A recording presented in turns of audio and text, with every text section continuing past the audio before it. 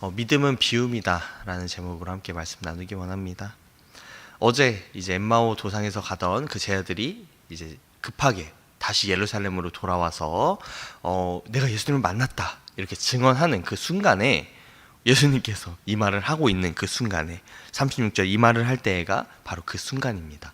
이게 내가 예수님을 만났어. 정말 너희가 말했던 베드로가 만났던 예수님 그리고 그 천사가 증언했던 것이 다 사실이었어 이야기하는 순간에 예수님이 그들 가운데 떡 하고 등장하십니다. 문을 열고 들어오신 것이 아니고 갑자기 딱 그 만찬 어제 떡을 딱 떼시고 나서 딱 사라지신 것처럼 그 모습 그대로 12제자들 앞에 딱 등장하신 것이죠. 그리고 딱 서서 첫 마디가 너희에게 평강이 있을지어다 이렇게 하십니다. 샬롬 이렇게 인사하면서 등장하신 것이죠. 근데요 그들은요 방금 전까지 해서 분명히 약간의 믿음이 생겼을 거란 말이죠. 예수님 정말로 다시 살아나셨나? 라는 믿음이 그 직접 만나지 않은 다른 제자들에게 이제 막 생기려고 하는 그 순간이었을 거예요. 근데 딱 만나자마자 예수님이 딱 계시니까 37절에 이렇게 써있죠. 그 보는 것을 영으로 생각하는지라. 이 영으로 생각한다는 건 쉬운 말로 표현하면 귀신인 줄 알았다는 것이죠. 그래서 그 사람들이 굉장히 놀랐습니다. 근데 그도 그럴 것이 갑자기 없었던 사람이 똑똑똑 하고 들어온 것도 아니고 짠 하고 생겼으니까 그것도 돌아가신 줄 알았던 예수님이 짠 하고 등장하시니 그들이 정말로 두려움을 느꼈습니다. 그렇게 하고 예수님께서는 그 마음을 아시고 두려워하며 어찌하여 마음에 의심이 일어나느냐. 그 두렵다는 것은 예수님이 다시 살아나셨다는 걸 믿지 않았기 때문이잖아요. 그래서 왜 니네가 의심하느냐. 그렇게 하시고 첫 번째 증거를 보여주십니다. 이 손과 발을 보여주시면서 내가 이렇게 귀신이 손과 발이 없잖아. 나 여기 손발이 있잖아. 봐봐. 우리 옛날에 그 우스갯소리로 이제 장난처럼 아이들 사이에서 제가 초등학교 때 달렸던 게 귀신인지 아닌지 알아보려면 발이 있는지 없는지 봐라. 귀신은 둥둥둥 떠다니니까. 근데 이 당시에도 약간 비슷한 속설이 있었나 봐요. 손과 발을 봐라 이렇게 하면서 보여주시는 걸 보면 내가 귀신이 아니다. 이게 첫 번째 보여주시는 것이죠. 의심하는 제자들에게 먼저 등장을 하셨죠. 첫 번째로 보여주시고 두 번째로 아직도 제대로 믿지 못하고 두려워하자 손과 발을 또 보여주시는 두 번째 증거를 보여주시는 것이죠.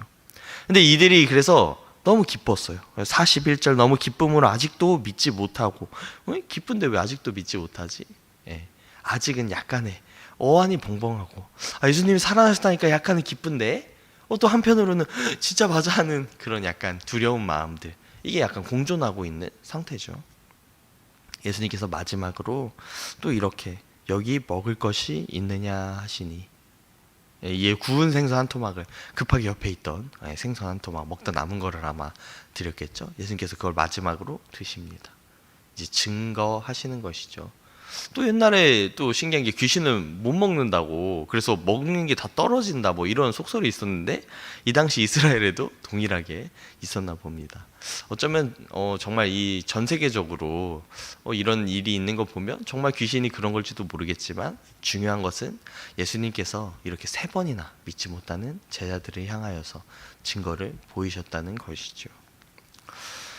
처음 제자들은요 들었습니다.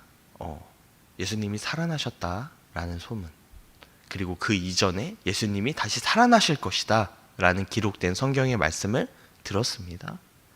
그리고요 그 다음에는 근처에 있는 몇몇 제자들의 증언을 또 들었습니다. 실제로 내가 예수님을 만났다, 실제로 내가 예수님을 경험했다 하는 이야기들을 또 들었어요. 근데도 아직까지 그 마음속의 믿음은 완벽하게 생겨나지 못했습니다. 그냥 믿음의 존재를 알았을 뿐이죠. 두 번째, 보았습니다. 예수님을 눈앞에서 보았습니다. 우리는 이런 상상하잖아요. 지금 내가 예수님을 한 번만 본다면 이걸 내가 평생토록 전할 수 있을 것 같은데 왜 예수님은 나에게 내 얼굴을 보여주지 않으시고 이 땅을 떠나셨을까? 아니면 지금 꿈에라도 아니면 현실의 환상으로라도 살아 계신다면 우리한테 보여주시면 이게 말끔히 해결될 것 같은데 왜 안 보여주실까? 예수님 이미 보여주셨는데 제자들의 반응이 어떻습니까? 와, 귀신이 아닌가?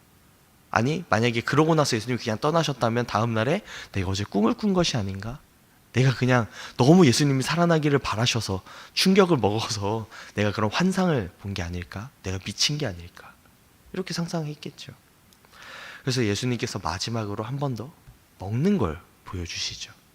그제서야 제 아들은 믿게 되었습니다. 예전에요, 타진요라는 게 있었습니다. 타블로에게 진실을 요구한다. 저는 이제 그때 어렸을 때라 생생히 기억하는데요. 타블로라는 연예인이요, 스탠퍼드 대학을 졸업했습니다. 근데 그걸 믿지 않는 이제 어떤 안티팬이든 아니면 어떤 음모론자들이 타블로에게 계속해서 진실을 요구하는 거예요. 어떤 진실? 있지도 않은 진실. 타블로가 스탠퍼드 대학을 나온 게 허구라는 그런 진실을 계속 요구하는 거예요. 처음에 타블로는 계속해서 그걸 진실을 증명해내려고 졸업 증명서도 가져오고 스탠퍼드 대학에서 찍었던 사진도 공개하고 그랬었는데도 아무도 믿지 않고 끝까지 고소하고 고발하고 거짓말을 한다. 근데 결국에는 타블로가 진실로 밝혀졌음에도요, 결국에는 그 사람들은 여러 증거를 댈 때에도 믿지 않는 거예요. 사실이 있으면 무엇이 합니까? 그들이 믿지 않으면 계속해서 증거를 요구하는 거예요. 이 한 증거를 내면 이 증거 속에서 또 뭔가 트집을 잡아서 이 다른 증거를 내라고 하고, 처음엔 전화로만 확인한 녹음본을 달라고 하더니 사진을 달라고 하고, 그 다음에 총장의 사인을 달라고 하고, 점점점 심해지는 그 요구들. 여러분, 놀랍게도요, 지금 이 시대에 2022년에 지구가 평평하다는 걸 믿는 사람들이 있는 걸 아십니까? 그것도요, 한두 사람이 아니라 정말 인터넷 찾아보면 수없이 많은 사람들이 지구가 평평하다는 걸 믿고 있습니다. 이미 우리가 수많은 위성 사진으로 보고, 우리가 그 지구가 둥근 걸 이용해서 우리가 시간도 측정하기도 했었고, 아니면 그걸 이용해서 항로도 짜기도 하고 그랬었는데요, 그 안에서 어떠한 그 핑계거리를 다 찾아가며 여전히도 믿지 않는 그런 사람들이 있습니다. 이걸 보면요, 믿음이라는 것이 우리가 새가족반에서 많이 배웠지만 일종의 선택이라는 것을 우리가 알 수 있습니다. 물론 아무것도 없는 사실을 믿는 건 있을 수 없겠죠. 하지만 우리에게 이런 보여줄 만한 것들을 보여주신 이런 사건들에서는요, 우리가 믿기로 선택해야 되는 순간이 있는 것입니다. 우리가 어떤 사람을 보면서 저 사람은 참 악한 사람이다라고 생각하면 그 사람이 하는 그 어떤 행동들 하나하나가 악해 보이기 마련입니다. 그냥 그 사람은 정말 선한 마음으로 하고 정말 한 5번 정도 내가 직접 봤을 때 정말 선한 행동을 했지만, 아니야, 속에 뭔가 다른 생각이 있겠지, 연기하는 걸 거야. 우리가 믿지 않는다면 그 사람이 하는 어떤 행동들, 어떤 좋은 것들도 받아들이지 못하는 것이죠. 예수 그리스도를 만났던 제 아들도요, 정말 예수님이 부활하신 것을 누구나 믿고 싶었던 그 제 아들도요, 쉽게 믿지 못했습니다. 왜냐하면 믿는다는 건 그렇게 쉽게 우리가 할 수 있는 것이 아니기 때문입니다. 예수님께서는 살아계실 때 몇 번이나 내가 죽고 나서 다시 살아날 것을, 그리고 여러 기록된 말씀들을 알려주셨음에도요, 제 아들은 그걸 들었고 실제로 증언을 들었고 내 눈앞에 보았을 그 순간에도요, 그걸 믿지 못했습니다. 예수님께서는 그래도 우리 인간의 습성을 아시고 끝까지 그 믿을 만한 증거들을 제 아들 앞에 보여주셨죠. 마지막으로 그 음식을 먹지 않았으면, 그리고 이 다음에 다른 구절에서 나오듯이 도마에게 그 손가락을 찔러보라 하지 않았으면 우리에게 이 믿음이 전해지지 않았을지도 모르겠습니다.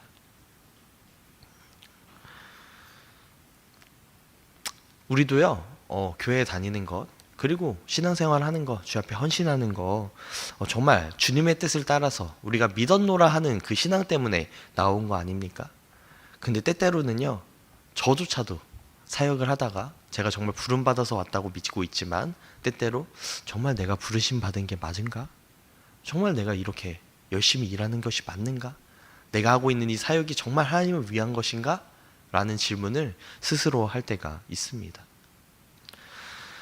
하지만 주님은요, 이미 우리에게 믿을 만한 증거를 주셨습니다. 이미 우리에게 달려나갈 만한 그 증거들을 우리 삶 가운데, 그리고 내가 믿을 만하게 이미 주셨는데요, 우리가 그 믿음의 증거들을 계속 의심하고 주님 또 증거를 주세요, 주님 이거 아닌 것 같아요, 정말 맞습니까? 근데 신실하신 예수님께서는요, 그거를 그때마다 주신다는 거예요. 믿을 만한 증거들을 충분히 우리에게 주셨습니다. 이제 남은 건 무엇이 남아 있습니까? 우리의 믿음의 선택이 남아 있을 뿐입니다.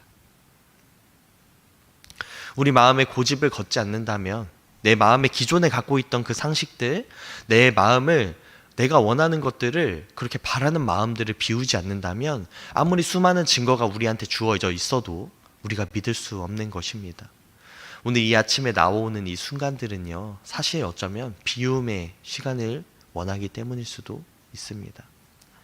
우리 마음에 비움이 없다면, 우리 마음에 그런 결단이 없다면 나를 없애기로, 자기 부인하기로 결정하지 않는다면 우리에게 믿음은 찾아올 수 없습니다.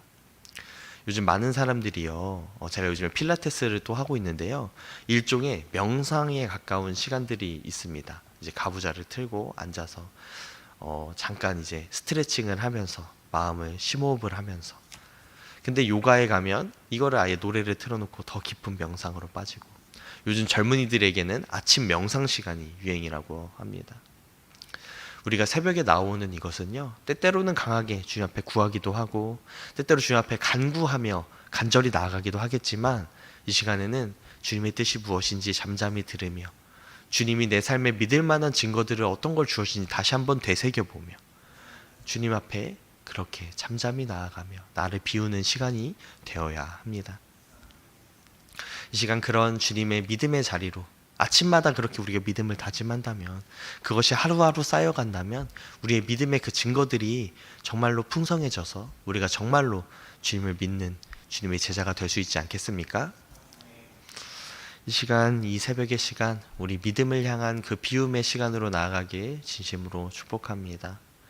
시간 첫 번째 기도 제목은요, 나를 비움으로 하나님의 뜻을 알 수 있기를 위해 먼저 기도하며 나가기 원합니다.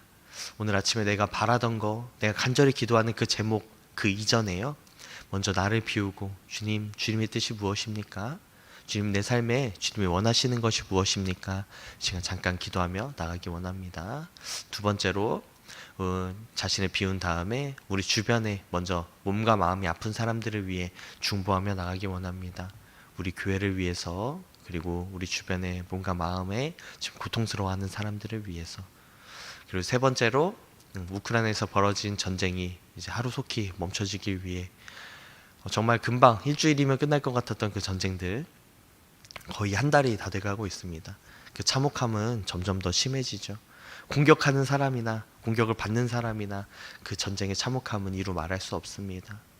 우리 그 전쟁이 하루속히 멈춰지기 위해서 우리 믿음을 갖고 함께 중보하기 원합니다. 이 시간 우리 세 가지 기도 제목을 생각하며 주님 앞에 나아가도록 하겠습니다. 다 함께 기도하겠습니다.